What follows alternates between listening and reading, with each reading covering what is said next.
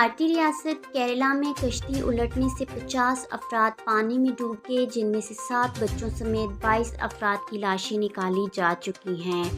بھارتی میڈیا کے مطابق ریاست کیرالہ کے مالم پورم کے ساحل پر ڈب ڈیکر کشتی رات کے اندھیرے میں مسافروں کا بوجھ نہ سنبھالنے کے باعث الٹ کر ڈوب گئی۔ کشتی میں 50 سے زائد افراد سوار تھے۔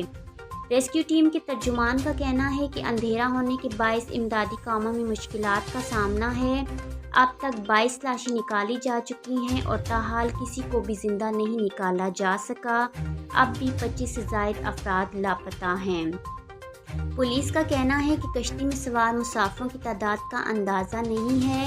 40 افراد ٹکٹ لے کر سوار ہوئے تھے، جبکہ درجن سے زائد بغیر ٹکٹ کی سواری کرنے والے تھے اور حادثے کی وجہ بھی گنجائش سے زیادہ افراد کو بٹھانا لگتی ہے۔